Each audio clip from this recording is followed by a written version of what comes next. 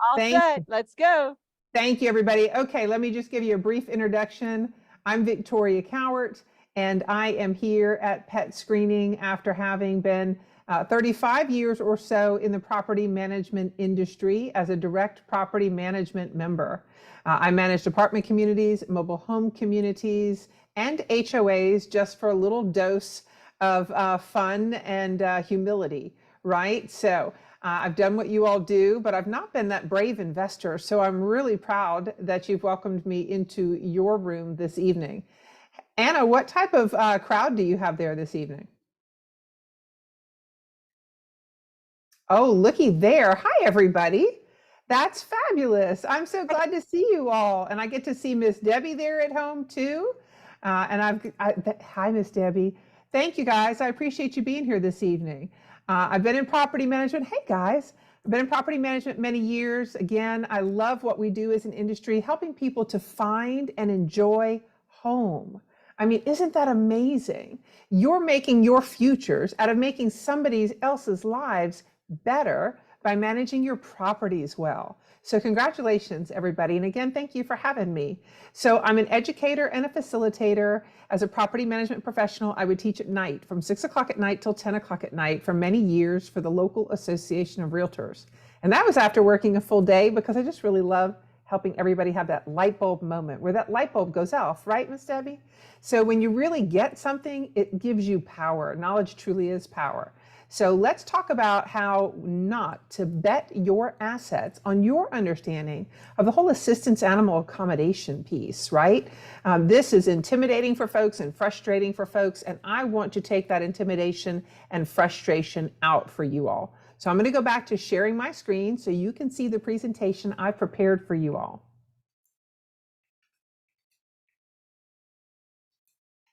All right, here we go. Everybody seeing my screen and seeing how not to bet your assets? Thumbs up? All right, thank you guys. All right, so today we're going to do what I call communicate, educate before you activate, right? Because we want to make sure that you understand what we're talking about with the assistance animal accommodation process called reasonable accommodation process, right? Now, everybody should have received already the workbook for our session. If you haven't, that QR code on the screen will take you to it. That workbook is super important. And so let me talk to you just for a moment about how these sessions normally work. When you attend a session like this, if you're just listening and then going home, you will lose 80% of what you hear today and only retain 20. That's bad math because this right here is the number one HUD complaint. 60% of the complaints. So if you lose 80% of what you hear, and this is 60% of HUD complaints, what's the likelihood you might be receiving one of those, right? So what we want to do is try to ramp up your taking in of all this information, right? We want to ramp up your retention from that 80% loss to an 80% retention. So if you'll be watching tonight, as well as taking notes tonight, as well as taking a time to write down any questions you might have to present those at the end, and looking at your workbook. All those things combined, we should be able to flip that 80-20 to 20-80. That's my goal for you guys. Let's get going. Of course, we're going to cover some stats. We're going to cover fair housing, the assistance animal accommodations on the whole, and the request journey. And of course, we'll conclude with process and outcomes. What do you do with this information? So, lots of folks ask me, Victoria, why do I get so many more assistance animal accommodation requests than I used to? Now, I know working at Petscreening, where we have received probably north of 370,000 assistance animal accommodation requests. I know as well as you guys do, and from having done what you guys do, how many of these are disingenuous, right? But I also think that the statistics in this country that play a factor in why you're receiving so many of these are disabilities, physical and mental disabilities. They are on the rise. As you can tell on this slide, this is just physical disabilities. 25% of adult Americans have a physical disability. That number is huge, north of 61 million adults. So if you have 10 properties in your portfolio, right? If you have, let's say 12, make the number easy. At least three adults are going to have, if you have one adult in each, at least three of those homes are going to be occupied by somebody living with a physical disability. Now let's talk about emotional or mental disabilities. Emotional or mental disabilities pre-pandemic was 1 in 10. Post-pandemic, by 2021, the Kaiser Family Foundation said that number went from 1 in 10, y'all, to 4 in 10. So if 25% of the American population is living with a physical disability and 40% of the American adult population is living with a mental disability, and these numbers are ever on the rise, as I said, we went from 1 in 10 to 4 in 10, and 900,000 more physical disabilities, physically disabled workers are in the workforce now than pre-pandemic as well. So we've got physical and mental disabilities, and both are on the rise. So I do believe that some of what we're seeing is on the rise because of the physical and mental disabilities. Now let's talk about one other statistic before we move on, being the animal statistics. We are a pet-loving country. We love all of our creatures. 70% of homes in the country have furry creatures in them. And only 28%, by contrast, have children, right? So that kind of puts that in its proper perspective. So 70% of the homes in the country have pets or assistance animals in them. The good news is that 91% of those should be paying pets, and only 9% of those should be assistance animals, right? So if you have 10 households again in your 10 houses in your portfolio, 9 of those should have, 7 of those should have pets in them, and 91% of those, maybe really only 6 should have a paying pet, and 1 might have an assistance animal, right? Because 70% of the homes would have pets or animals in them. 91% of those would have a paying pet. 9% would have an assistance animal. And just for a footnote, we are going to talk about assistance animals on the whole, but we're also going to talk about the 2 types of assistance animals, service and support. So I'll share here with you now, of the 9% of homes that have assistance animals, only 7% should be service animals, and 93% should be of the support variety, support animals and service animals, 2 types of assistance animals. Another startling fact I'll share with you here on this slide is between the years 2015 and 2019, only 4 years, there was a 200% rise in the assistance animal accommodation requests as compared to the 4 years prior? No, as compared to the 20 years prior. 20 years versus 4 years, 200% increase. Now on this slide, it says we have received here at Petscreening 340,000 plus, it's really probably up to 370, 380 by this time, reasonable accommodation requests here at Petscreening. And what we have found is only about 6 out of 10 reasonable accommodations, only about 4 out of 10, I should say it the other way, are making it across the line. So more than half of them are not really going to follow the HUD guidelines and make it across the line. And that's encouraging, actually. Now, for those who need a little bit of a fair housing brush up, or those who might be new to the industry in the room, let's just hit one slide of fair housing to kind of see how we got to where we are. So 1964, Civil Rights Act, passed, signed by President Lyndon Johnson, Landmark Act. That Landmark Act was updated only 4 years later. And in 1968, it included Title VIII, which became known as the Fair Housing Act. And that Fair Housing Act included 5 federally protected classes.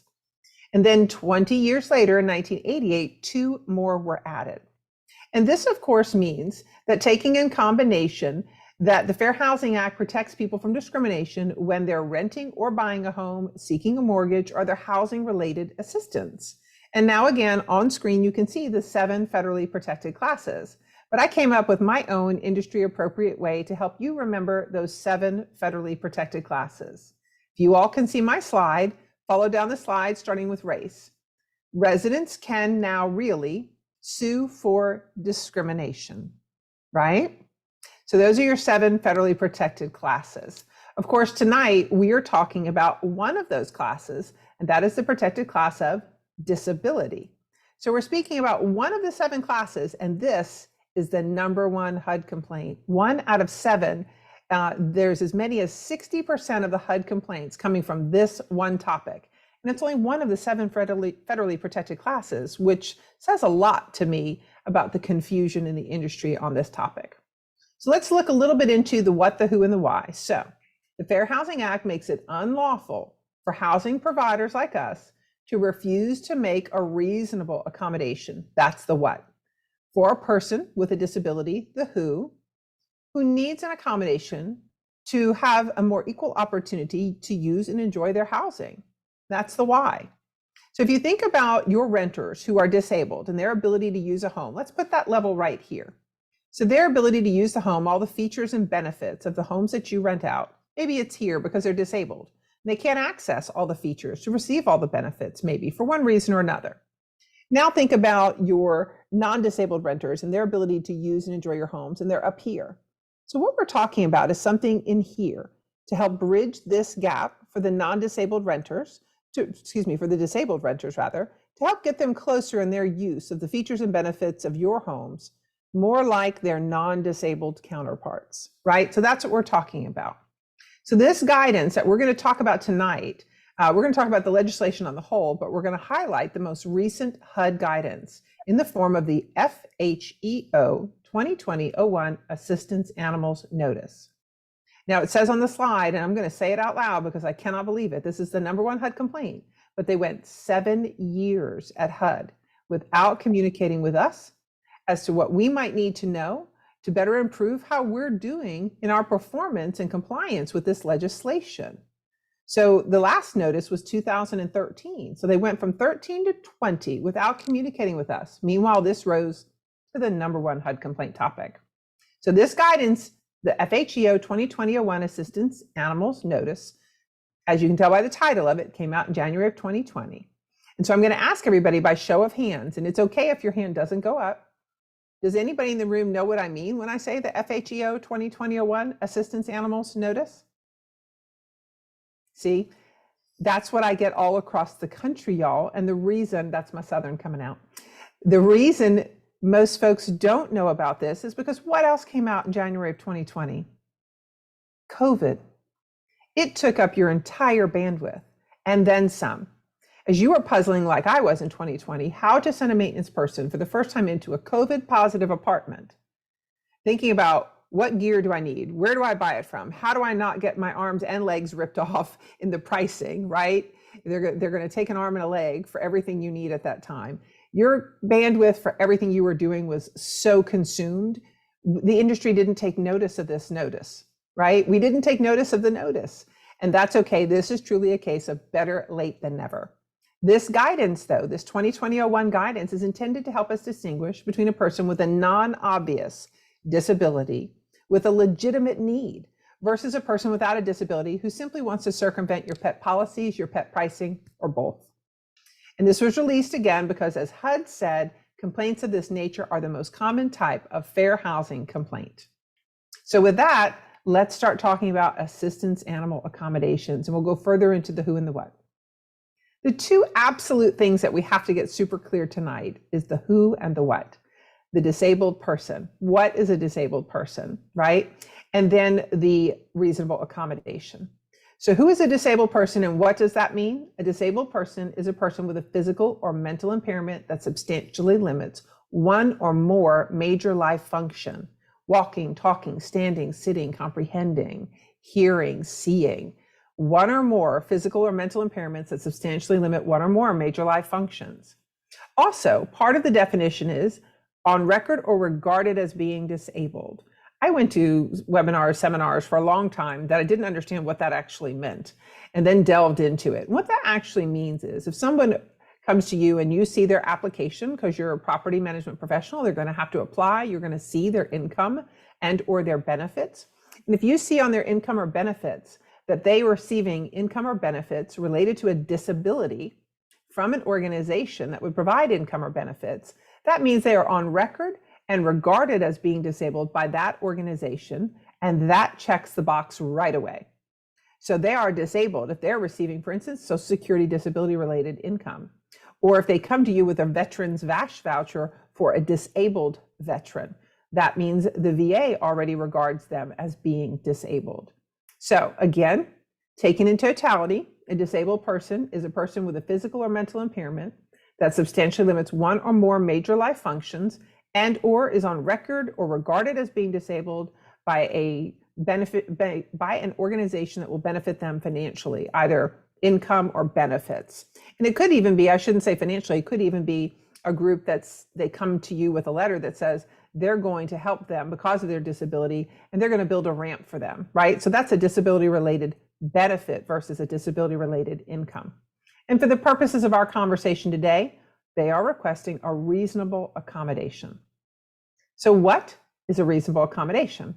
A reasonable accommodation is a change, exception, or adjustment to your rules, policies, or practices, or maybe even a service, to help establish a more equal opportunity for that disabled person to use and enjoy the home they're renting from you.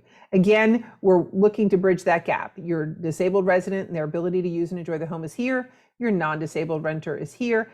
And how are we going to help bridge this gap? And it's by the reasonable accommodation. So again, a change, exception, or adjustment to a rule, policy, or practice. And this can include, if you have any multi-unit sites that you're managing as well, the common use spaces in those areas. And of course, it goes to the root of what we do as housing providers, helping to ensure that our customers can use and enjoy their home. All right, so specific to this today, we're going over reasonable accommodation requests for assistance animals, and you're going to hear the word reasonable a lot.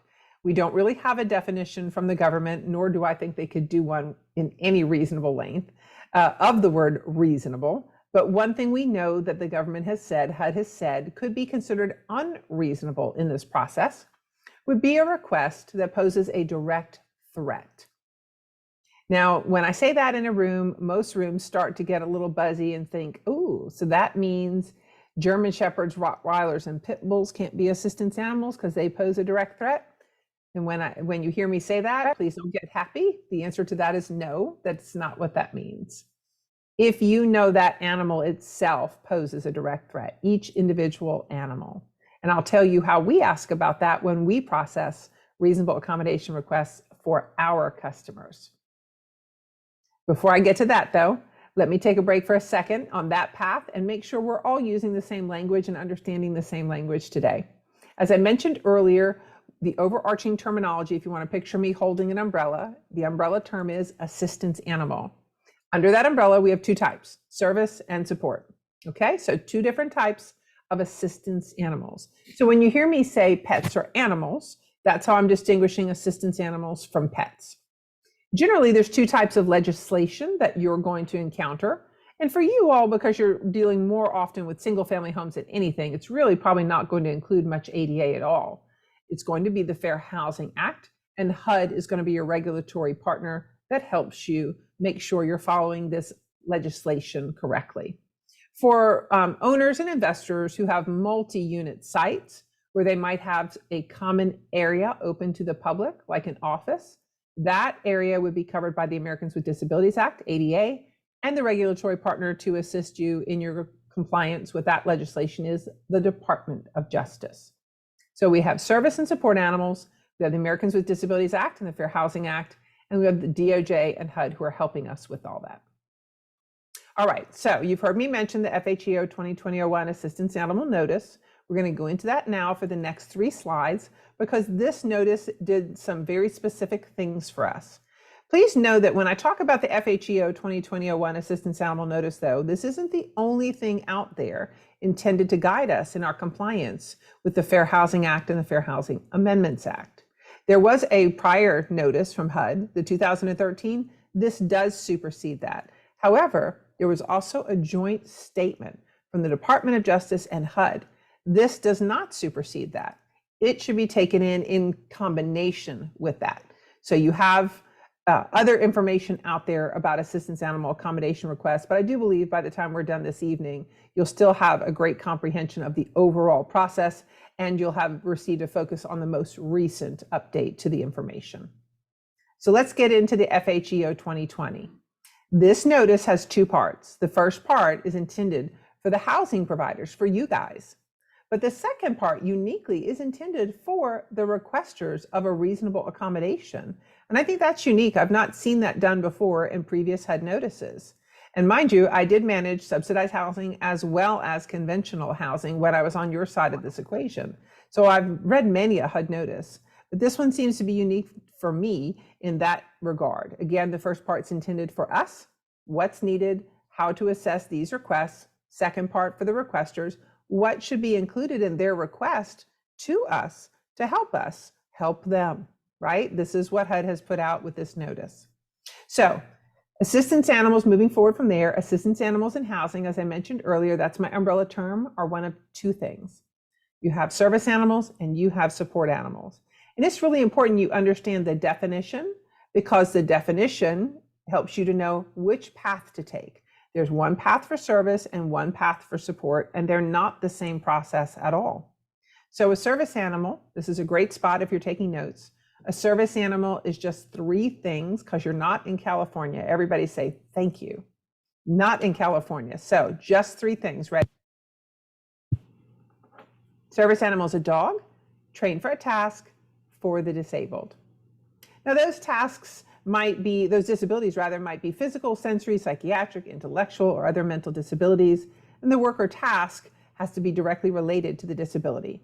But again, it's three things: a dog, only a dog, trained for a task for the disabled. Now, because a service animal can only be a dog everywhere but California, because it can only be a dog, if someone has a trained animal that is not a dog, it immediately moves over to the support side of this conversation.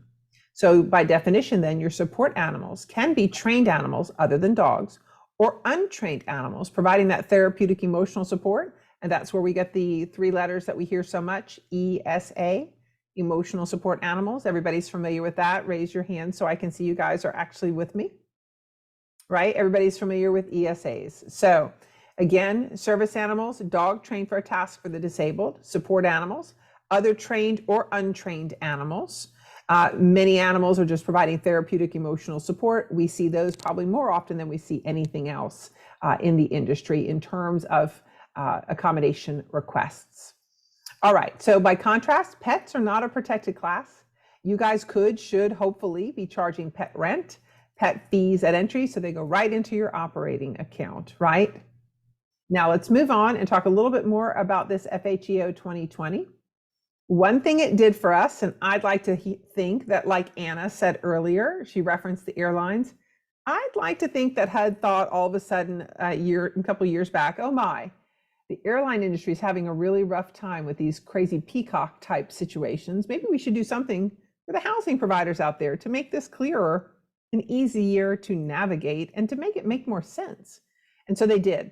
This notice distinguishes between household domesticated animals and non-household unique animals. So I'm going to give you a list of 9 domesticated animals that HUD says are traditionally kept in the home for pleasure. Dogs, cats, and small birds. And if you're taking notes, I'll give you just a second. Dogs, cats, and small birds. Rabbits, hamsters, gerbils. Other rodent. I've had residents who think fancy rats are a great pet. Not me, but I have had it. So again, dogs, cats, small birds, rabbits, hamsters, gerbils, other rodents, fish, and every kid's best friend, the one reptile to make the cut, turtles. All right, so other than the animals I just listed, if somebody has a request for an assistance animal and it's not one of those 9, it's moving over to the unique animal request. Unique animals then are reptiles other than the turtle, possibly barnyard animals, maybe even monkeys like the one you see on the slide, because they can be trained to retrieve items and they have the dexterity needed that some people do not have given their physical disabilities to open items like maybe a pill bottle or a water bottle. So again, you've got a list now of domesticated animals and by contrast, unique animals. And what difference does this make? The difference is that these animals are not traditionally domesticated, not traditionally kept in the household as pets. And now you can apply a different standard when you are considering a unique animal request for reasonable accommodation. Here are some of the standards that you can consider. Number 1, you can ask that the documentation that someone's going to give you, because a unique animal request will be a support animal automatically because it's not a dog, right? So a unique animal request, you can ask that request, that documentation include information that says the requester is allergic to other domesticated animals. And that is why they have to have the unique animal. You don't just have to welcome a unique animal because it's been requested by a disabled individual. You can say, again, The letter in the support for the support animal should tell me that you are allergic to domesticated animals.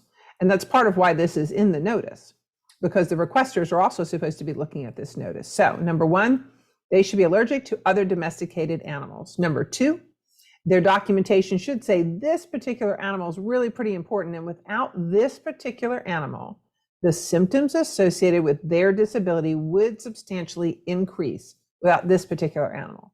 So they're allergic to other options, and this particular animal is it. It really is it, and they really need this particular animal. And lastly, if it is of the barnyard variety, the requester should be applying to live in housing that includes some amount of exterior fenced-in area within which to keep the barnyard variety animal. And so that's why we see so many single-family landlords like you all, owners and investors and landlords, are the target of the unique animal requests. Because again, if they have an emotional support duck, and we've seen that many times in the miniature ponies, they have to have that fenced-in exterior area. So single-family homes with a fenced-in backyard are the likely choice for folks with unique animal requests. Lastly, on this slide, this notice made it very clear to us here at Petscreening, when we receive multiple animal requests, and we receive thousands of them a month, that we have the opportunity to press pause and really examine the unique, distinct, different benefit of each animal.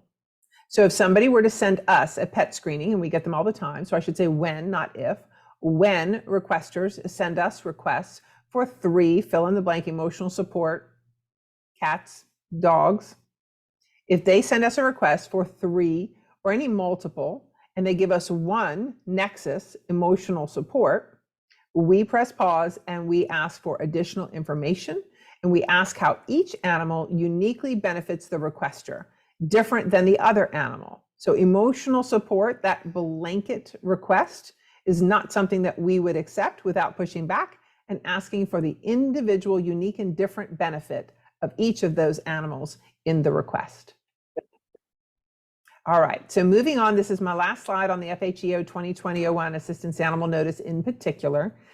This slide talks about some good news, a little bit of caution, and then just one footnote for you. The good news in this document coming from HUD is that they are saying here directly and boldly, those certificates that owners go out on the internet and get for the animal itself, where they say, Tiffany is my certified emotional support animal, and she has this, doggy driver's license with her picture on the front, right? Those certificates, you see them sometimes with the raised seals and the ribbons and all sorts of other things, but the certificates, registration and licensing that are specific to the animal only, HUD says in this notice, those are insufficient to substantiate that someone has a non-visible disability and a disability-related need for an assistance animal. And they further go on to say that they are not worth what the public is paying for them. So I think that's some great news, actually. It says good news, but I think it's great news. Next, just a note of caution. If you all are like I was when I was in the industry directly, and you have that helpful form when somebody says, I'm moving, and so all my documentation is in transit right now, do you have a document? I'll find a local provider, and I just need to know where to get started in terms of what you need to know. If you have a form that you would hand them and say, sure, use this to help process your reasonable accommodation request, get with your healthcare provider or other professional or person in the know, bring that back to me. That's great. It's helpful. You're welcome to do that. But HUD has put a word out there for you. If you have a statement in that document that says to the provider that what they're signing off on is true, must be true and accurate. Sometimes those documents will say under penalty of perjury. If you have a statement like that in your helpful document, HUD, if you get a complaint, might say to you, you have to prove to us that you require truth and accuracy in the underlying business transaction as well. So what that means is there a truth and accuracy statement in your application, or is there a truth and accuracy statement in your leasing documents, or both? How about neither? If there's not anywhere else, and you say, but of course we expect our residents, our applicants, to be truthful. If it's in this document to be helpful to the disabled, HUD is going to want you to prove it to them that it's in your other documents. You must have like treatment. You can't have it in one document meant for the disabled, but not have it in other documents meant for the non-disabled. That looks like disparate impact, disparate treatment. So you have a choice then if you say, oh yeah, it is in my document that I use to help people for their reasonable accommodation requests. Look at your application, look at your lease documents. Do you find it in there? If you don't, my advice to you all is to stop and pause for a moment and think to yourself, do I want to take it out of this helpful document for the reasonable accommodation request, that truth and accuracy statement, or do I want to add it to the other side of the equation so that I can substantiate my answer that yes, I do require truth and accuracy in the underlying business transaction. And then lastly on this slide, just a footnote, this guideline from the folks at HUD is not retroactive. We don't make laws in our country that are retroactive, nor policies when we're putting those into practice, right? So this is not retroactive information. All right, moving on. We're going to go to the pathways and the components. Please be thinking about your questions. There are no silly questions except for the ones you leave the room with unanswered, because I'm here for you guys, right? So with reasonable accommodation requests, there are 2 pathways and 2 components: service and support pathways, and then the components, disability and disability related need. So now we're going to go into those. All right, so you guys don't throw anything at the front. There's computer equipment up there. Sometimes people don't like it when I share this with them. On the service animal side, remember, a service animal is a dog trained for a task for the disabled. There is no paperwork involved. No paperwork whatsoever. We are supposed to ask 2 questions only, and determine how we're going to proceed by those 2 answers we receive. And the 2 questions are, is the animal necessary, is the dog necessary for a person with a disability? And what work or task has the dog been trained to perform? And if you get the answer to the first question, no, we're not talking about a dog. We're not talking about a service animal. We're talking about a pet. But if you get the answer, yes, my animal alerts me to impending seizures, wonderful, right? So that person can be alerted in time to sit down instead of fall down or maybe pull over on the side of the road. Yes, my dog wakes me during night terrors. You have a PTSD sufferer. What a blessing that they're not left so long each night with suffering night terrors. Or yes, my animal alerts me to an impending insulin imbalance. These are some of the service animals that we've heard of or seen in our work here at Petscreening, or that I've seen in my time as a property manager. So seizure response or seizure alerts, seeing eye dogs, one of the biggest necessities. Psychiatric assistance animals trained to recognize the symptoms of an impending attack, panic attack, and to help calm their owner. Recognize and calm, and maybe, or to de-escalate or relieve a breakdown. So these are your service animals. Again, they're dogs trained for a task with a disability. There's 2 questions, there's 2 answers, there's no documentation. These animals have a purpose, an actual task versus their presence offering the comfort, right? Now, moving on to the other side of the coin, we have support animals. This is a side where documentation is required, right? You can require documentation. Of course, you can throw caution to the wind and not, but this is the side in our practice where, of course, because we do require documentation of the requesters that we are working with on behalf of our client landlords like you all. So on this side of the equation, again, the questions are the same. Is the animal necessary for a person with a disability? And what is the animal doing, right? So on this particular path, documentation can be required, and it is for an animal that does work or doesn't do work, maybe just provides therapeutic emotional support. But the documentation is and should be required here, and it should have should really cover 5 bases for you all. The documentation should be reliable from a healthcare person or professional or other person in the know. The documentation should confirm that that individual, the provider of this documentation, is familiar with the requester, their needs and conditions. It should confirm their disability if you can't confirm it yourself, but we'll talk about that on the next slide. And it should confirm their disability related need for an assistance animal. That's what we are looking for. That's what our team of assistance animal reviewers are looking for every time a new assistance animal accommodation request pops into the system for them. and they grab it. They're looking for reliable documentation from a healthcare provider or other professional or person in the know, confirming their knowledge of the disabled requester, confirming their disability, and confirming their disability-related need for an assistance animal. Those are the things that you have a right to in the documentation for a support animal, which is the most common animal that you will receive a request for reasonable accommodation for. All right, so we've talked about the two types, the two pathways. We're going to hit the two components again. Disability is the core of everything we're talking about today. Again, we're talking about disabled individuals, people with substantial impairments that substantially limit one or more major life functions. But we have the requirement for support animal documentation to convey to us that the individual is disabled, but there's a footnote for that. If you're able to visually confirm if that disability is observable, or they already come to you known or regarded as being disabled, you are not looking for confirmation of that facet in the letter. Of the 5 things I went over, the 4th one was confirmation of the disability. You're not looking for this in the letter. You're not declining the request if it's not in the letter when you've already visually confirmed it, or you already know the requester is on record or regarded as being disabled. For instance, the clearest sign of that, SSI, disability insurance from the Social Security Administration. Okay, so 2 types of animals, 2 pathways, 2 components, disability and disability-related need, the nexus. Okay, so the nexus is the clear connection between the disability and the need. For instance, somebody comes in and they're legally blind, and you can tell that with the dark glasses and the walking stick, and there's a dog with them. And you can see that dog is helping aid them in their movements. That's a clear relationship. In fact, you've confirmed both the disability and the disability-related need for the assistance animal. In that instance, which will happen almost never in your careers, you don't need any documentation. You're moving right to go, right? Because all of this is to confirm the disability and the disability-related need. If you can see both, you're done.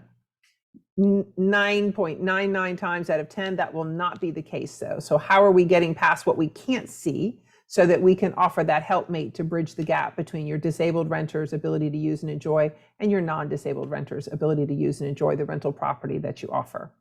So again, the disability, if it's observable or known or regarded, you're not looking for that in the letter. And if the nexus somehow is known or observable, you're not looking for that in the letter either, as in the case with the seeing eye dog. Now, HUD says one form of reliable documentation is that letter that we've talked about and the 5 things that we've talked about. But I do want to say, just to kind of give you that, hopefully that goosebump moment, I know this gets taken advantage of a lot. Nobody knows that more than we do at Petscreening, with hundreds of thousands of these in the tank, so to speak, already here at Petscreening. But there's 2 3-word phrases that have been used in court documents that I've looked over that really gave me goosebumps, because no matter how long I've been part of this industry, it makes me joyful to know that we're helping people find and enjoy their homes, right? So listen to these. The courts have said that the accommodation must be necessary to facilitate a disabled individual's ability to function. Ability to function. Imagine being able to do something to help a renter facilitate their ability to function in their rental property. And the other thing that the courts have said that I've read is that the accommodation should affirmatively enhance a disabled person's quality of life. So with this work, and I know a lot of it is disingenuous, but when it's genuine, it's amazing, because you have the opportunity to enhance your renter's ability to function and to improve their quality of life. All right, let's go on the journey now, the process and outcomes. With reasonable accommodation requests, 2 components, whether there's a disability, what the connection is, the nexus, and then we've covered that. So let's focus on the next phase, the process and potential outcomes. We're rounding the corner, you guys. All right, so we have a duty to consider all requests. That is our legal duty. If somebody comes in and says, I want to live here, I do want to rent here, and I do have 12 emotional support cats I need to talk with you about, immediately your brain is, you've got a helmet fire, what we call here in the South a helmet fire. I don't know if you guys in Ohio use that language, but we do down here, because all of a sudden it's like a helmet fire. But you have to press pause, put out the fire, because you're required to consider all requests, not approve them all, but to consider them all. So my answer always was, because I handled all of these for the 2,000 or so apartments, the 2,000 or 3,000 lots worth of mobile homes, the HOAs, my response always was, it's my pleasure to consider your request and it's my duty. And as of today, we are beginning the interactive process, which HUD defines as a good faith dialogue between you and I, so that we can fully consider your request. So those first two bullets are the language that I would use, as well as what's required of us. Have an interactive process based on good faith and to consider all requests. Now, as I mentioned earlier, if you have that helpful form, that's great. But if you require that form, not so great. HUD might say to you, you have a right to reliable documentation, but not to specify your own and make things harder for the disabled renter who may come to you already with their documentation prepared. So if you say, no, we're not going to take your documentation, everybody fills out our form, you're making things unnecessarily harder for them according to HUD, and they will not likely appreciate that. So what can you ask or require? So you can certainly, for support animals, require documentation. For service animals, require 2 answers to the 2 questions. Now that you have the information, don't delve further and ask for the details of the disability. That's a no. But you have your paperwork in hand, or you have your answers in hand, which could be presented to you verbally for a service animal or in writing. But you have the answers for a service animal, or you have the documentation for a support animal. What's next? According to the FHEO 2020-01 Assistance Animal Notice, we on our side of this equation must turn around some form of answer to these requesters once we have what we need within a 10-day timeline. And now that may be to say, well, you've given us documentation, but it isn't actually everything we need. It doesn't establish, and I haven't been able to visually confirm that you are disabled. It doesn't establish, and I haven't been visually able to confirm that you have a disability-related need for an assistance animal, right? So that may be what you're saying to them, but HUD does require something back to them within a 10-day timeline. And they call it a best practice. I'm going to call that a fib. It's not a best practice, it's a deadline. Because if you look at this FHEO 2020-01 Assistance Animal Notice, and it is in your workbook, HUD tells the requester, remembering this document is also intended for the requester, HUD tells them that on the 11th day, if they haven't heard from you, they can act as though you've denied their request. So while they call it a best practice, I'm going to tell you it's a deadline. All right, what is actually next now? So that depends. Is everybody in the room the decision maker? Likely in this meeting, you all are. Usually I have to ask in the room, are you guys the ones who are going to gather everything and forward it to someone else? Or are you where the buck stops, where you're the person who says yes or no? So for those in the room in this particular meeting, I know you guys are where the buck stops. Again, you have a right to the things that we've talked about: reliable documentation from a healthcare provider, other professional or person in the know, confirmation of their knowledge of the requester, confirmation of the disability, remembering our footnotes, and the disability-related need for the assistance animal. But now you also have the opportunity to consider the reasonableness, because these are reasonable accommodations for the disabled. Reasonable accommodations, right? So we talked about that before. What might be unreasonable is a request that presents a direct threat. And we'll talk about that in a minute. But what are your options? I like to think in terms of, whenever I'm analyzing anything in life, my options are generally always going to fall into one of 3 categories: nothing, something, or everything. And then what do those options look like? So nothing is going to be denying a request. If they say that they are not disabled on that service animal questionnaire, those 2 questions, is the animal necessary for a person with a disability? No. Well, the request is denied. The crux of this entire conversation is these are civil rights, federally documented civil rights for the disabled. If they're not disabled, that's the beginning and end of the conversation. So if you couldn't confirm it and it's not in the support documentation, then you're not talking about a disabled individual. You have to be able to confirm it for a support animal visually, or confirm it in the documentation. On the service animal side, they have to answer yes to that question. If none of these are the case, you're not talking about the rights for the disabled. The reasonable accommodation for the disabled then would not be considered any further. However, if you have a disabled individual, but you don't have the connection, the nexus. Let's say a veteran comes to you, we'll call him Joe. Joe comes to you with a letter from the VA listing all of his disabled body parts and the percentages. If you guys have seen those before, I have. They're listing off all different parts of the body that have become disabled for one reason or another and the degree of disability. You look at those and you read down how many parts and how many percentages, and you can really see Joe's disabled. But that doesn't tell you Joe needs an animal to help him with his disability. We've had this occur in our system here where we've received exactly what I'm saying to you. That doesn't tell us Joe has a need for this request. So at that point, remember I said nothing, something, or everything? Here we're talking about something. The something is continue the interactive process. Remember the good faith dialogue between you two? I would say at that point, if you know you're dealing with a disabled person, we clearly know that from Joe's VA documentation, but you don't know they have a disability-related need for an assistance animal, I would let Joe know I was going to continue the interactive process. I didn't have enough information yet, that we do see that he's disabled, but we do not have any confirmation that he has a disability-related need for the assistance animal he's requesting. And I would request additional information and put that back on Joe. Because Joe, again, has the duty to give you all 5 of those things. Remember, reliable documentation, healthcare provider, knowledge of Joe, confirmation of Joe's disability and Joe's need for disability-related assistance animal accommodation. So that's nothing and that's something. Let's give you one more something option. So here at Petscreening, we ask our reasonable accommodation requesters to fill out an assistance animal profile. In that assistance animal profile, we ask for all the data points on the animal: age, weight, breed, male, female, spayed, neutered, not.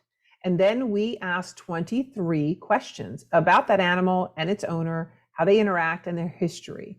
In and amongst those 23 questions are 3 bite questions. Let's say you have Susan who's applying to live with you, and she's working through us at Petscreening, and she tells us that her animal has a bite history. Now we're going to be at the something. We're going to have to continue the interactive process. If we know Susan's disabled, but now we know that Susan's dog has a bite history, we're going to ask her for additional information about that bite situation so that we can determine if that bite situation makes the request for that dog unreasonable. We have to look into whether or not that dog, that bite history proves that that dog presents a direct threat. And there are some bite situations that don't rise to that level. So that may be something you'd look at and you'd be able to move past. If you look at it and you're unable to move past it because Susan says, yes, my animal bit another person, and the details of that are clearly presenting to you an animal that presents a direct threat, again, continue the interactive process with Susan and say, so Susan, we'd like to continue the interactive process. We understand your disability, but what we're unable to proceed with is this particular animal as your reasonable accommodation to ameliorate the symptoms associated with your disability, because this animal poses a direct threat, and HUD says that that's not a reasonable accommodation. So we'd like to know if there's any other animal that we can consider as your reasonable accommodation request, because this particular animal we would not be able to move forward with. So we want to continue the interactive process with you. We look forward to your response, right? Putting it back on them. Now, if the question is the animal necessary for a person with a disability, for a service animal? What work or task has the animal been trained to perform? Yes, my animal awakens me during night terrors. Service animal, move it on in. Support animal, you get all the 5 things that you need in the documentation, move it on in. But do not treat it as a pet in any way, shape, or form. This is not a pet.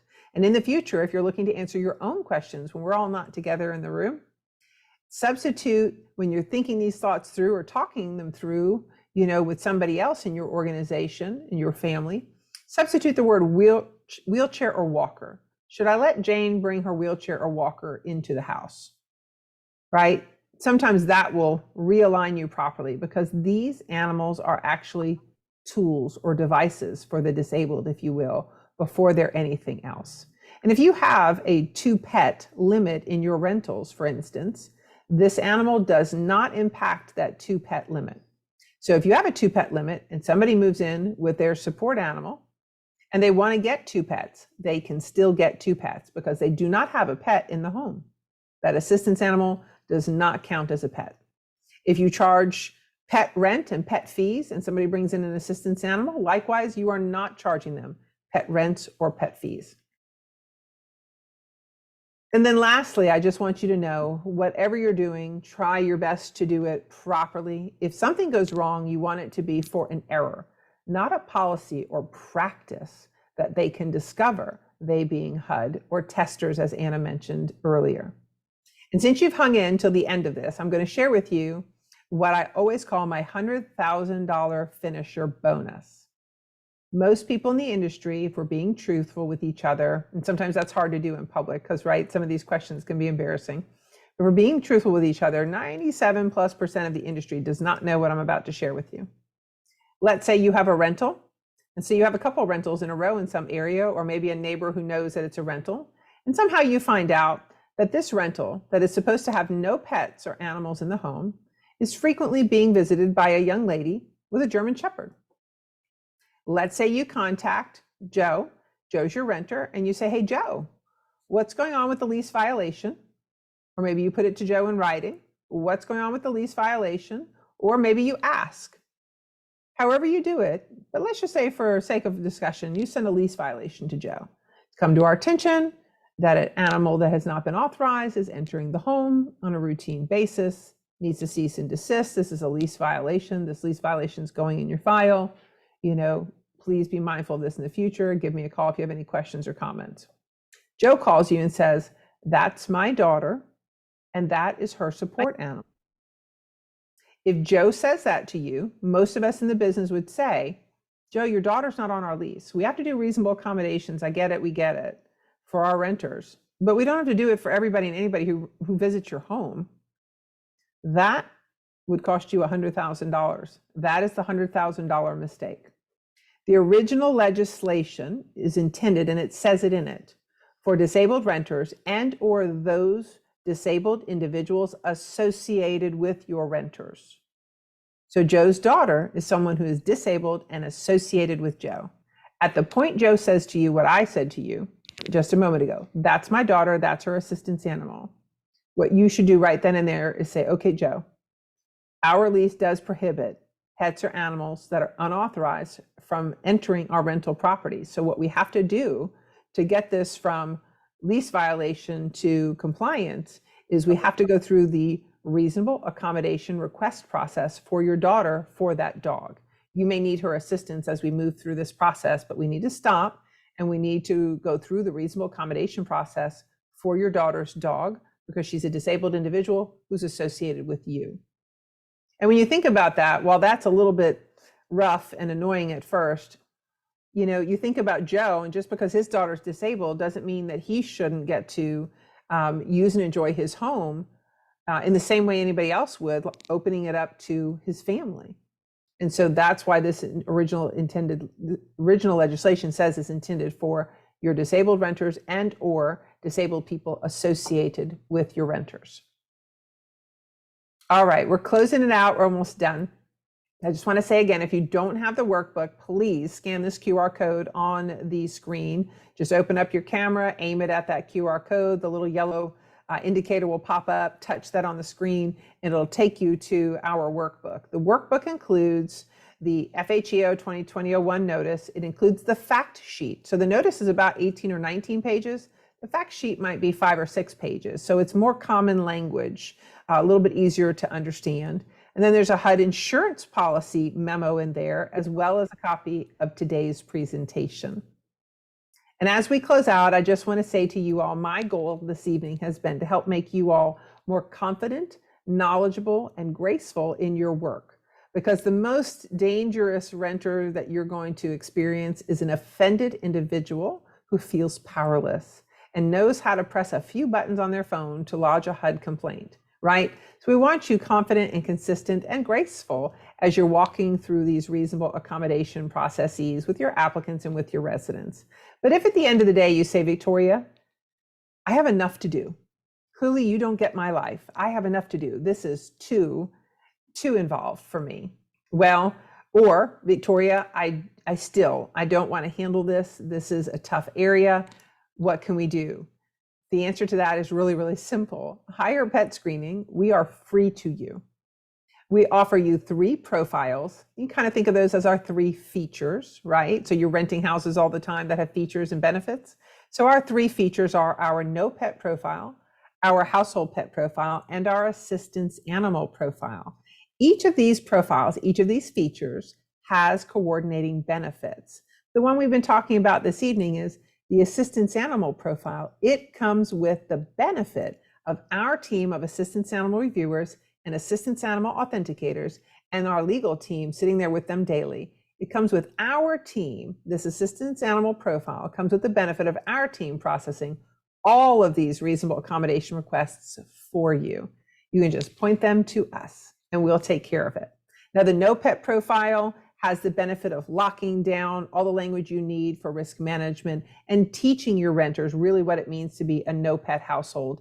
And the household pet profile, that feature comes with the benefit of FIDO risk scoring. How risky is it to rent to this pet and pet parent combination? And that FIDO scoring is great for that risk management, as I said, but it also can be used to enhance your pet revenue management, right? So everything we're working on is to help you manage your risk, manage and improve your pet revenue, and to help you with this entire assistance animal accommodation request process. What we do is at no cost and no contract for you. Only the pet parents will pay us a nominal fee, and they can kind of think of it like their pet's application fee, if you will. Each of our 3 profiles gets renewed every 12 months, because if you end up in a liability situation, like one of our national clients here at Petscreening Avenue 5, they have 550 apartment communities across the country. Last year, they had 135 dog bite situations. One of our national clients had 1 dog bite situation recently, and it was a $6 million lawsuit. They can sleep more comfortably knowing that they are going to have the answers for the attorneys when they show up to ask you the 3 questions. What did you know? What should you have known? And what did you do about it? Our profiles done initially and every 12 months are great answers to those questions. All right, so that's You Bet Your Assets. We want to make sure you guys have good, solid bets in the future. And I want to help reinforce the learning that we've been doing together over these past few minutes by opening up the floor. The microphone will come to you guys, and wait for that. And when you get the microphone, if you'll tell me your name, I'd appreciate that. And then let me have your questions, because this will really help reaffirm the learning that we've been doing together. So listening and asking questions and looking at that workbook over the next couple of weeks will really help make sure this is solid for you. And I want that for you this evening. So Anna, Eric, do we have folks who are willing to ask some questions? Because I'd really appreciate that. And I know there are folks in the room would appreciate them doing it too. Yes, we have a question coming up here. Say your name first. Yeah, Michael Temple. And Hi, Michael. My question is, hi, how are you today? I'm great, thank you. My question is, somebody comes to you and they say, we have an ESA animal, and of course we refer them to you to handle the process. What happens if in the process of doing that research, you find out this isn't really a valid animal? They printed off some certificate off the internet or whatever. How do you guys handle that? Great question, Michael. Thank you for that. Let me back up though and unpack one extra thing you didn't ask, but I do want to address. The way our system works, because we are not charging you at all, and we are not charging the assistance animal parent, and we're not charging the people with the no pets completing the no pet profile. We are only charging the pet parents. So the way our system works, you have to raise your right paw if you want to be our partner, and promise not to let folks move in or renew leases without sending them through our system. That way, for all the work we're doing, we'll catch enough of those pet parents, we'll work for enough of those pet parents where we will get paid to do our work, right? So you're not just going to send us the assistance animal request, you're going to send us every household, because this is going to lock down your risk management and give us a chance to be a good partner on this side and to earn our pay as well, right? So that's the first thing. Second thing, to your question, let's say Bob wants to move into your house, Mike, and he says he wants to bring his best friend, Scout. He goes to our landing page that we'll create for your company, and he clicks assistance animal profile. He's going to complete that profile. He's going to begin the journey. We're going to find out that we can't recommend his animal to be received as an assistance animal. That's when you, before you move in, let him move in, or before you let him renew a lease, you look in the system and see, oh, we're not able to recommend his animal as an assistance animal. We'll also send you daily and weekly emails letting you know those kind of things too. And that's when you give Bob a call and say, hey, Bob, I know you want to move into the house on Saturday. I'm super stoked to have you and Scout coming to live with us. But I do have to say that I see in the system you were unable to get Scout recommended as an assistance animal. Hey, Bob, please click and edit Scout's profile to a pet profile and go through that process for me, right? Because I can't let you move in or renew a lease without an active and complete profile with Petscreening. And that assistance animal accommodation process appears to have come to an end unsuccessfully. And that's when you make sure Bob gets an actual completed profile, and then you take a look at it. And you decide with that pet profile, when you look at the risk scoring that we'll give Scout, which is a FIDO score of 1 to 5 paw, you'll get a chance to evaluate Scout in terms of how Scout might be in terms of risk for you as a pet in one of your rentals. So Michael, I hope that answered your question. Yes, it did. We have another question coming up right here.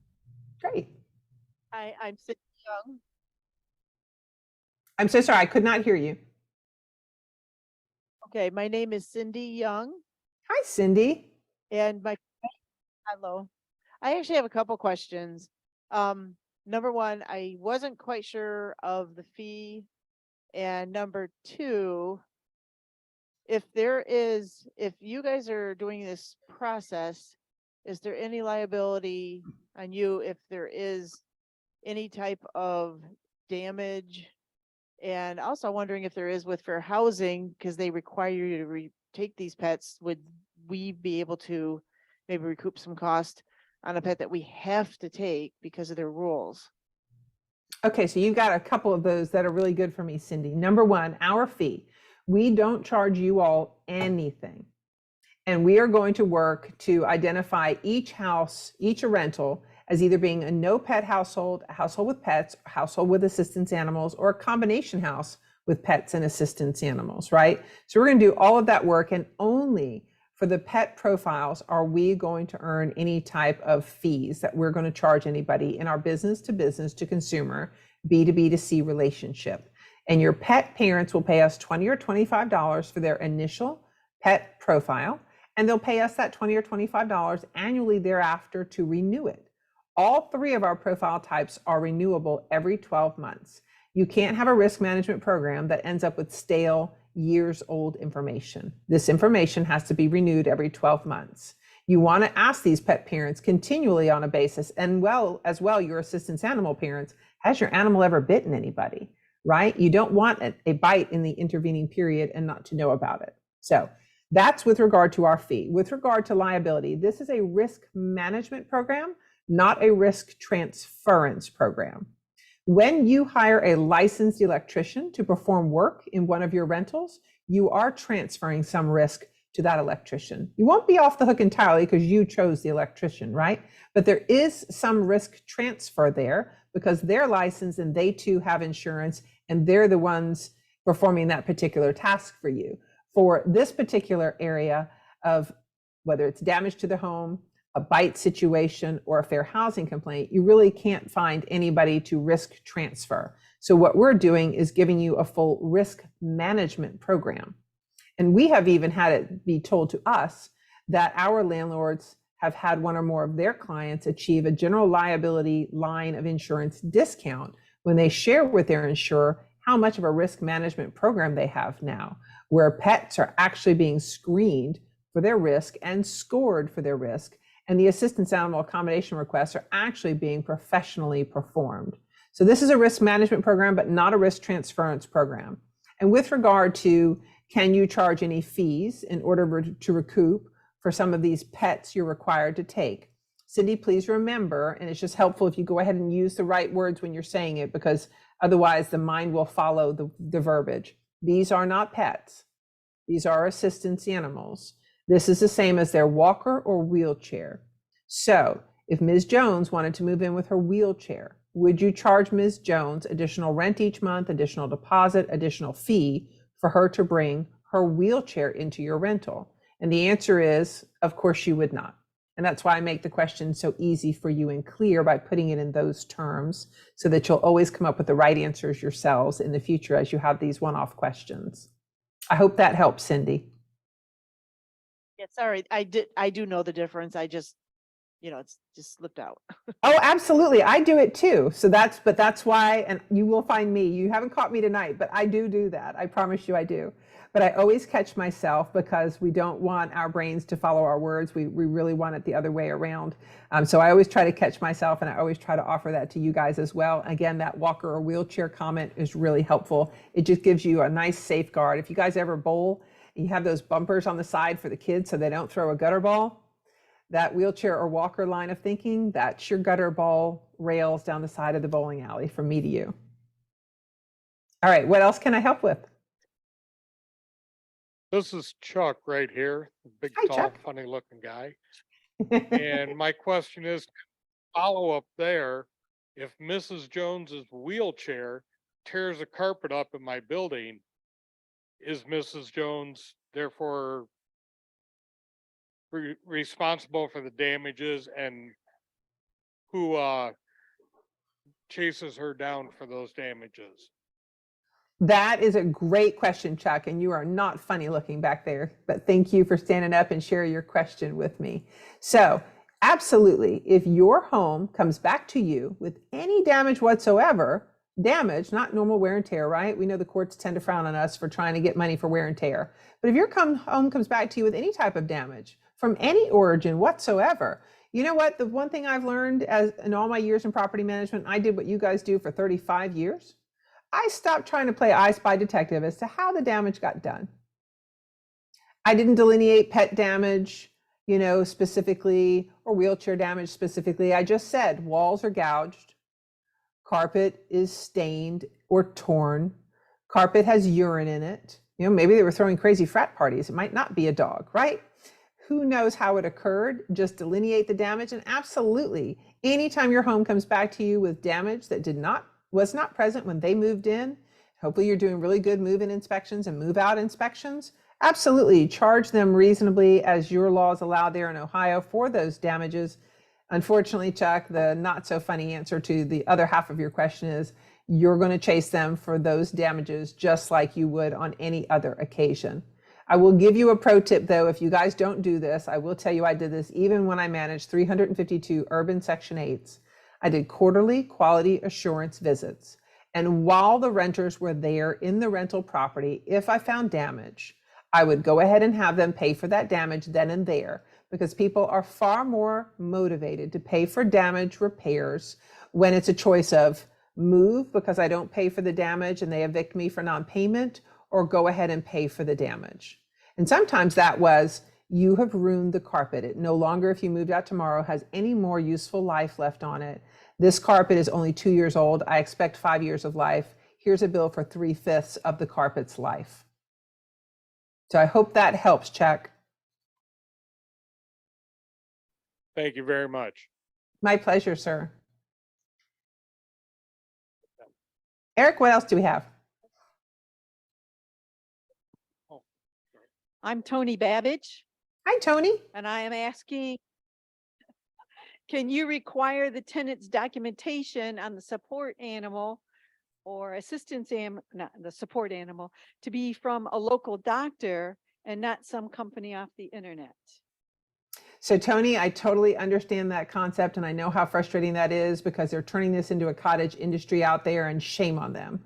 Karma is a beast and it's coming for them. And I hope it smacks them upside the head, right? There's TikTokers out there, never pay for your pet again, singing songs on the internet. I just want to smack them all. But Tony, unfortunately, the answer to that question is no, you cannot. The Fair Housing, the FHEO 2020-01 Assistance Animal Notice specifically states those certificates, licenses, and registrations for the animals themselves are not worth what the public is paying for them. But when you look at the documentation in your workbook, Tony, HUD actually goes on right there in that same section to tell you that doesn't mean that telemedicine, essentially, service or care offered over electronic devices, like what we're doing right here and now, for instance, that does not mean that that does not have value. What they're saying about the animals registrations, licensing, and certificates over the internet does not apply to the requester receiving care or treatment or analysis that way. So you can't really say that. And that's the thing that, that really is frustrating so many people in the industry. But when you take a look at the notice in the workbook, you'll see that that's in there, Tony. And I'm afraid to be the bearer of bad news. But also I have to say, we know from COVID how many of you all, ourselves, our family members received care over the internet like this. I know my daughter and probably my mother-in-law and many of the people I know received care over the internet, but in those period of COVID when they couldn't go into the healthcare providers. I will tell you though, I do want to offer you this, I do want to offer just one little footnote for you, Tony, and for those in the room. One thing we do when our team of assistance animal reviewers is working with a support animal document, Tony, they reach out to that provider, they tag our team of assistance animal authenticators. They then reach out to the provider to authenticate the document. So the chop shop letter producers are not as likely to conform to our requirement that they authenticate the document. So there's a little bit of help there. And then of course that process also really helps prevent people who would just sit down at their computer and craft a letter themselves. I could probably craft this letter, so could you guys in the room, in under 10 minutes. So our authentication piece does help offer our clients a lot of comfort on that portion of that question, Tony. So thank you again for that. Matthew Gutchess. Hi, Matthew. I've denied pets because of allergies. My wife works on the property. She's allergic to fur-bearing animals, and also future tenants might be allergic or say, I don't want to live here because I have severe allergies. Is that legal? You're in some really dangerous water there, Matthew. That's a really great question. I would tell you that your wife's allergies are not going to be a safe defense. What you're saying is, and please don't think me harsh when I say it this way, but I want you to hear it from me, not HUD. What HUD would turn around and say to you is, Matthew, so what you're saying is your wife's allergies, even though you got into a business where people have federally documented civil rights for their disability, you chose this industry, your wife's allergies warrant you breaching their civil rights. That's what you're saying to us. That's essentially the power of the response I would expect you will hear from HUD or a HUD contracted administrator in your state. I don't think that would go well for you, Matthew. I would not want to be in that place. I would suggest to you that you guys have somebody else go in that unit, that home, whenever you need to inspect it or see it until that pet moves out, and then treat that home with carpet cleaning and other household sanitation that would help her with her allergies, maybe even cleaning the vents. But again, you've chosen to get into an industry where your customers have federally documented civil rights, and you're going to have a really hard time proving to anybody that you have a right, that your wife has a right to violate their rights. Okay, thank you. Follow up. Sorry for that bad news, Matthew. Take it under advisement. Yes, absolutely. Totally understand. Don't take that necessarily straight from me. But I do want to answer the other bits that you asked as well, Matthew. So let's follow up with your follow-up. So you're worried renters in the future will have an allergy to fur-bearing animals. Again, that worry does not negate somebody else's civil rights. You're worried that somebody else might have allergies. Again, let's say you have a duplex that you guys are renting and you've got somebody living on one side with allergies, somebody who wants to live on the other side with a service or a support animal. What do you do? Well, if they have an allergy that doesn't rise to a disability, it's just an allergy, or if they have a fear or discomfort of living next door to a German Shepherd, maybe, none of those things, again, rises to a level that should cause somebody else to lose their civil rights. If you end up with somebody living in one of your duplexes next door and they are so allergic that they too are disabled, you're dealing with competing disabilities. Now you're stuck. Now you have to negotiate however you possibly can. Likely the new renter, you're having to talk to them about another unit that you have available to them, or helping them find another unit, because you're letting them know you have a disabled renter on the other side whose rights you're trying to navigate in concert with their own. And that is a really tough spot to be stuck in. And it's all going to be about negotiation at that point, because you're dealing with two individuals that have civil rights at play here. And the remediation could be cleaning the entire apartment, repainting, carpeting, possibly duct cleaning. And you're saying that that would be disallowed? I could not charge for cleaning the place, which, tenants that are severely allergic will not rent an apartment that has had a pet often. I completely understand that. And having managed 13 apartment communities, a couple thousand apartments, if somebody said to me, I'm severely allergic to pets, which apartment can you rent me guaranteed not to cause a reaction to my allergies? I would say to them, I cannot rent to you and offer you that guarantee. Because over the years, every rental property out there has had people with pets in them. 70% of homes in this country have pets or animal, Matthew. I would not rent to that renter if they said to me, you must guarantee me. I would say to them, I cannot guarantee you. And unfortunately, I in fact would advise you not to live in my property, because I'm so certain that somebody has lived here in the past with pets. And that is going to be so seldom an occurrence for you ever, as compared to 70% of the homes having pets or animals in them. But that would be my response, so that I don't get myself in a higher risk management situation with somebody with an allergy.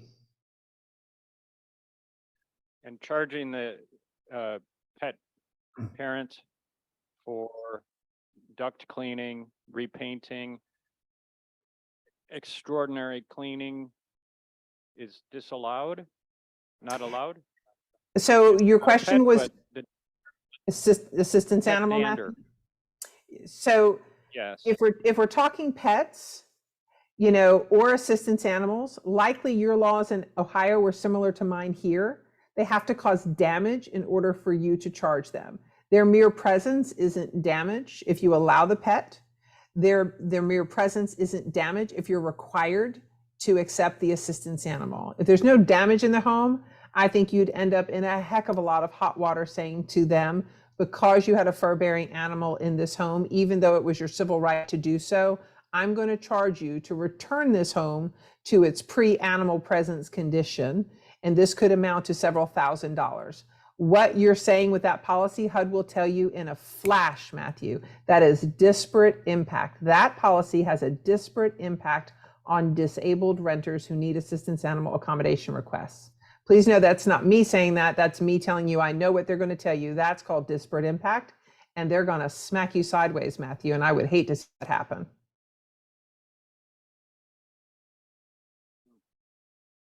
Sorry to Matthew hear does, that. Matthew does not like me now. I'm so sorry, Matthew. I've given you so much bad news this evening. Yes, you have.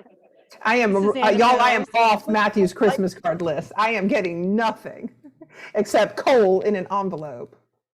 Anna, you are welcome to give Matthew my mailing address so he can send me my coal. I totally understand where he is right this moment. No, actually, I really appreciate the clarification, because these are the things that go through our minds all the time. So again, Understandably. everybody the same as. My question is, can you require, or do you require, or can we require pets to be on their insurance policies? Pets, certainly. Assistance animals, no. Okay. Right.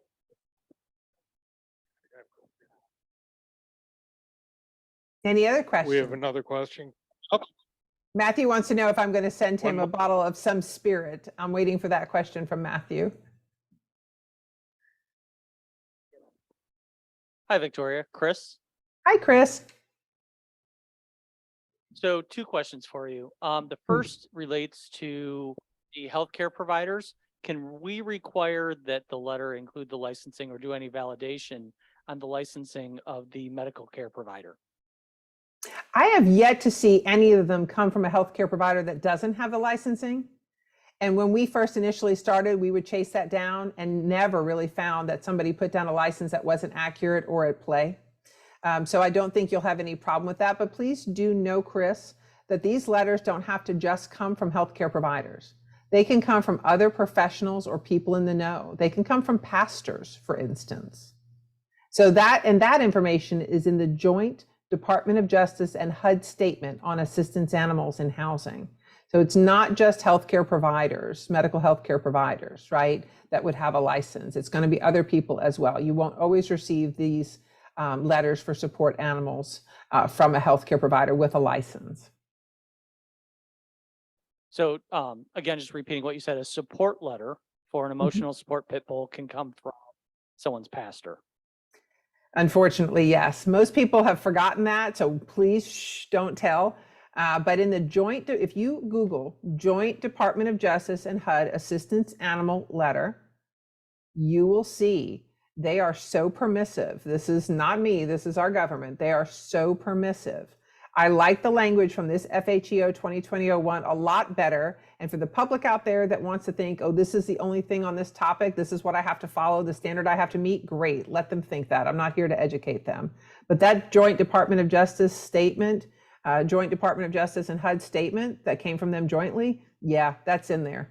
And I don't like it. I've never liked it. So more often now, though, people are reading this more recent document, and you will get things from healthcare providers. To your question, they will always have their license on there, and you can look that up. And then second, please make follow-up sure if you question do it, again, though. I'm sorry, Chris, I didn't mean to interrupt you, but my footnote is, if you undertake that for any of your requesters, remember to undertake it for every one of your requesters, okay? And then the second question, in terms of reasonable accommodation, when you have somebody that requests a specific breed, insurance companies will drop me as the landlord based on specific breeds residing in my properties. Do I have to then, is that considered a reasonable accommodation in terms of HUD? If I say, I can't allow this breed because I have a letter from my insurance provider stating that they don't allow it and I would be dropped from the insurance. So I am going to share a slide with you really quickly again. You might have remembered me showing you this slide a moment ago about what's in your workbook. And Chris, you are on top of it. I can tell you're paying really careful attention to what we've shared this evening by the way you're wording your question. So I'm going to point you right here to this HUD insurance policy memo. That is in your workbook. Please use the QR code, download the workbook if you haven't already, and look at that policy memo. That addresses exactly from HUD, exactly your question. And here's the bad news. You and Matthew are both going to send me coal. HUD has said, essentially, in that memo, long and short of it, they don't care about your insurance. If you want to say that insurance is prohibiting you from helping people avail themselves of their federally documented civil rights, you're going to have to prove to them how many other insurance companies you tried to do business with who wouldn't treat you that way. And if you went up one side and down the other of the insurance providers available to you and couldn't find anybody, the memo pretty much says HUD will sue you and them if they need to get this done. And the memo is dated. Ready for it, Matthew and Chris? I'm throwing Matthew in there too. I'm sorry, Chris. That memo is dated 2006, so they're kind of really over that. I get it. It's the realities of the world you folks live in, trying to get insurance. But this is when you have to push back on your insurance company and say, you can't cut off my insurance because I'm following the law. This is their federal civil right. I'm sending you the FHEO 2020-01 Assistance Animal Notice. You terminate my insurance, I'm reporting you to HUD. Because HUD will sue them. I'm glad the insurance agent is in this room. Thank you. Say again? Say that again? I said I'm very happy now because my insurance agent is in this room currently. So thank you. You're welcome. They should take a look at that 2006 memo. Literally, it's one page, but HUD tells them, tells all of us reading that, you have to show us everybody else you've tried to get insurance from. And at the end of the day, if you really expect us to believe there's nothing else out there for you. Hey, Sue, I just want to remind you your camera is still on. And if you, Victoria, if you go out there in the room and go out there in the world and you try to get insurance and you absolutely cannot get that insurance, HUD is really saying in that memo, they're ready to start suing insurance companies if need be. So please do take a look at it. It is in your workbook for you. Victoria, Richard Hamilton. I'm the agent he's talking about. Hi, Richard. The interesting thing is they probably won't cancel you. They just won't cover a loss. So they explicitly will decline claims for certain. Now, it varies on the carrier. Some have a specific list of dogs that they will not cover. So if there's a claim, you just don't have any coverage. Many of the commercial carriers won't cover any animal, period, not just dogs.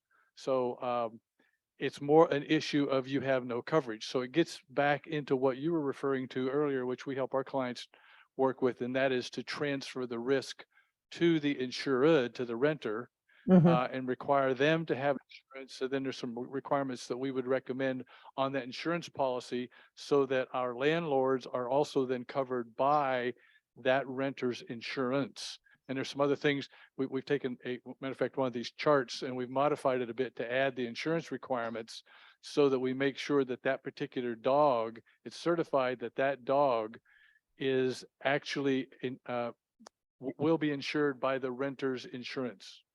So there's some things that we're doing there to make sure that that particular dog is covered by the renter's insurance, because many insurance companies have a prohibited breed list, and we want to make sure that if that dog bites somebody, that our landlords are protected. So that's one of the things we do. So Richard, I appreciate that in the comment, and I certainly understand that you shouldn't be required to take on this risk either. It shouldn't be transferred to you because it's somebody else's federal civil rights. But I do want to caution everybody in the room. HUD has made it very clear many times over, you cannot require insurance that covers a service or assistance animal. You cannot require that.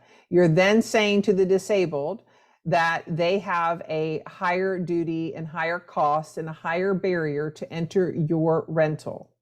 So again, you are welcome to contact your HUD or your HUD service provider in your area. For me here in South Carolina, that's the Human Affairs Commission of South Carolina. But if you ask them, can we require people who come to us with assistance or service animals to have insurance that specifically covers their animal, they will tell you no. And so unfortunately, you have to handle your risk management in this regard a little differently. You're not going to be able to get that insurance likely. So what we do to help our clients is we ask these assistance animal parents about the bite history of the animal. So at least we have that, and we have delved into that for you. And if what we find out about the bite history proves that the animal might pose a direct threat, we won't recommend it as a reasonable accommodation for their disability. There's not a lot of room here for them, unfortunately, Richard, for them to be able to say, you have to cover that animal with your insurance because my insurance won't cover it. Okay, appreciate that. Typically, we're also recommending that all of our landlords have insurance, period, or require that the renters have insurance, just for that, for not only dogs. Absolutely, I completely agree. When I ran the 13 apartment communities, every renter had to have liability insurance with $100,000 coverage so that they could cover us in our deductibles, which were often $50,000 before we would blink. And so many small fires and damages occur below that $50,000 mark that we wanted all of our renters to have $100,000 worth of coverage. And we ensured when we were moving them in and or before we renewed them that coverage was in place. Completely agree with you, Richard. Your industry does a wonderful job for the landlords of this country in helping them make sure that they've got a risk management and some risk transference. Victoria, so Yes. my understanding, if my wheelchair, my tenant's wheelchair. Is that bites Chuck again back somebody- there? Yes, it is. My apologies. Hi, Chuck. If my tenant's wheelchair bites somebody and my insurance company says, no, that was a prohibited animal that was a pit bull and we don't cover those, would HUD go after my insurance company in my defense because I had no choice but to put that person in there? And that was not a pit bull. That was a wheelchair. So unfortunately, Chuck, no. I wish HUD, what you're asking is, will HUD indemnify you? Will HUD handle the situation and indemnify you? Right, Richard? That's the language. And unfortunately, no, they won't. I'm getting coal for Christmas from all of you guys in the room. What should happen though, Chuck, if you have done your due diligence, if you have the profile like we provide for our clients, that assistance animal profile with 23 questions, plus all the data points, age, weight, breed, male, female, spayed, neutered or not. Has your animal ever bitten another animal? Has your animal ever bitten a person? Has your animal, by the way, ever been quarantined for a bite? We asked that question 3 different ways.